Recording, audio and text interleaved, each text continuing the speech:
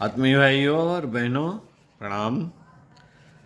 साथियों, आपको पुस्तक परमार्थ और स्वार्थ का समन्वय लेखक पंडित श्री राम शर्मा आचार्य गायत्री मंत्र के शाक्षर की व्याख्या पढ़कर सुना रहे थे। इसी क्रम में पृष्ठ 22 से परमार्थ का मार्ग और उसके सहायक पढ़कर सुनाते हैं। आइए सुनते हैं। परमार्थ का मार्ग परोपकार, दीन और निर्बलों की सेवा तथा आध्यात्मिक विषयों की उन्नति में है। इनकी वृद्धि के लिए हमको सत्संग, आत्मनिरीक्षण, नियम पालन और दृढ़ विश्वास की प्रवृत्तियों को बढ़ावा देना चाहिए। सत्संग मानसिक उन्नति का सर्वप्रथम साधन है। सत्संग से ही मनुष्य को भले और बुरे, लाभदायक और हानिकारक, उत्कृष्ट और निकृष्ट की पहचान होती है। इसलिए सत्संग का नियम कभी भंग नहीं करना चाहिए। साथियों, स्वाध्याय और सत्संग का क्रम बनाए रखिए, हम हमेशा कहते हैं। सत्संग का नियम कभी भंग नहीं करना चाहिए। अमर विद्वान और त्यागी पुरुषों का समागम नित्य प्रति न हो सके तो ऐसे महापुरुष के विचारों को उनके रचे हुए ग्रंथों में अवलोकन करना चाहिए। जहां तक संभव हो इसका एक विशेष समय निर्धारित कर लेना चाहिए और उस समय विशेष रूप से पवित्र होकर किसी उपदेशपूर्ण धर्म ग्रंथ का ध्यान पूर्वक अध्ययन करना चाहिए। इस प्रकार स्वाध्याय करने से मन पर दृढ़ प्रभाव पड़ता है। आत्मनिरीक्षण के लिए अन्य लोगों के गुणों पर ध्यान देने की विशेष आवश्यकता होती है। सत्संग और स्वाध्याय से हमको अपनी त्रुटियों का पता लग जाता है। हम जान सकते हैं कि हम में कैसे और कितने दोष भरे पड़े हैं। दूसरों के गुणों को देखकर हम भी उनका अनुकरण कर सकते हैं। हमको इस बात पर भी विचार करते रहना चाहिए कि हमारे दोषों के कारण किसी की हानि तो नहीं हो रही, किसी के हृदय को आघात तो नहीं लग रहा है। इस प्रकार की भावना से हमारा कल्याण होने के साथ साथ अन्य लोगों का भी हित होगा और हम परमार्थ के मार्ग पर अग्रसर हो सकेंगे। साथियों, गोस्वामी तुलसीदास जी ने कहा है, कहते हैं गोस्वामी जी, खलग गनु साधु गुण गाहा, उबह अपार उदधि अवगाहा, और तहिते गुण और दोष बखाने, संग्रह त्याग न बिनु पहचाने। मनुष्य का कर्तव्य है कि सत्संग करके गुण और दोषों की पहचान करे और समझ बूझकर गुणों को ग्रहण करे तथा अवगुणों को दूर फेंक दे। प्राचीन और नवीन सभी गुणों के महान पुरुष इसी नीति से विश्वबंध पदवी को प्राप्त कर सके थे। जिन पाठकों ने महात्मा गांधी की आत्मकथा पढ़ी है वे जानते हैं कि महात्मा जी अपने आरंभिक जीवन से ही दोषों और पापों के प्रति कितने सतर्क और जागरूक रहते थे और कैसे प्रयत्न से उन्होंने अपनी त्रुटियों को दूर किया था। इसी प्रकार गोस्वामी तुलसीदास जी की रचनाओं से प्रकट होता है कि अहंकार और मोह से बचने के लिए वे सदैव आत्मनिरीक्षण किया करते थे और अपने दोषों की बड़ी तीव्रता के साथ आलोचना करते थे। अपने नियम पर दृढ़ रहना प्रत्येक कार्य की पूर्णता के लिए परम आवश्यक है।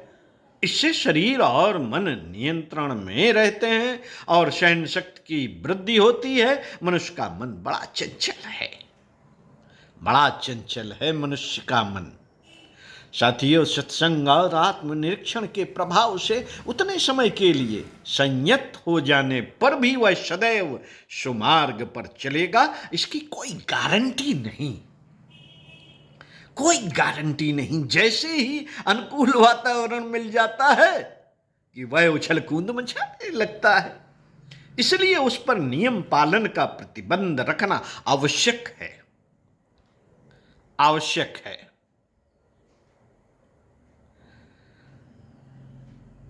जब कभी परिस्थितिवश कोई नियम भंग हो जाए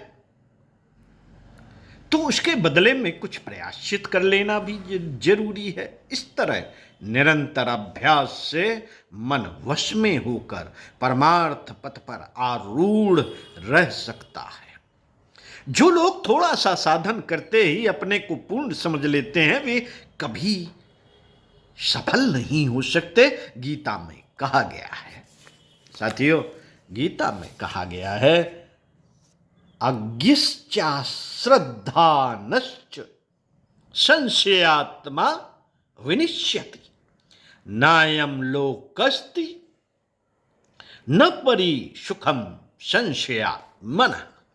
जो लोग निश्चल दृढ़ भावना से साधन करते हैं, वे ही सफल मनोरथ हो सकते हैं। जिसका मन संशय में पड़ा रहता है, वे कभी पार नहीं पहुंच सकते, बीच में ही बह जाते हैं। परमार्थ के उद्देश्य से पूर्ण विश्वास ही साधक को आगे बढ़ाता है। विश्वास में कमी रहने से भी सफलता प्राप्त होना असंभव होता है। विश्वास की दृढ़ता से मन और आत्मा का बल बढ़ता है और मनुष्य विघ्न बाधाओं का मुकाबला करता हुआ आगे बढ़ता जाता है। वह संकटों से कभी भयभीत नहीं होता और जब तक लक्ष्य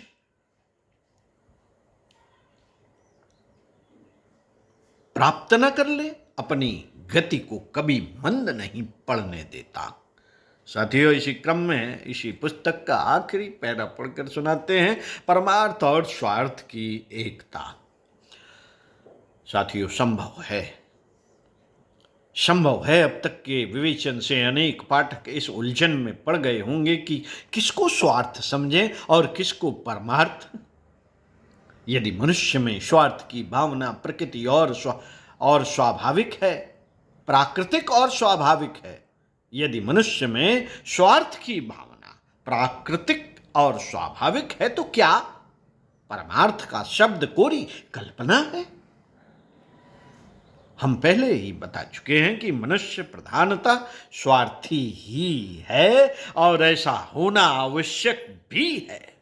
यदि मनुष्य में स्वार्थ, आत्मरक्षा और आत्म विकास की भावना न हो तो उसका अस्तित्व रह सकना कठिन है।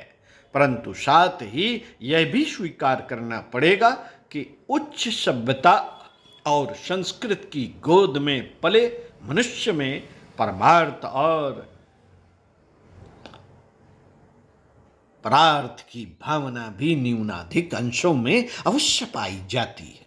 पुत्र प्रेम, पति प्रेम, देश प्रेम शब्द केवल कल्पना मात्र नहीं है। किसी अनजान दीन व्यक्ति के कष्ट देखकर अनेक मनुष्य द्रवीभूत हो जाते हैं और वह कोई दिखावटी बात नहीं होती। हम निस्वार्थ उसकी सेवा करते हैं। हमारे देश के हजारों व्यक्ति परोपकार के लिए सर्वस्व त्याग कर चुके हैं।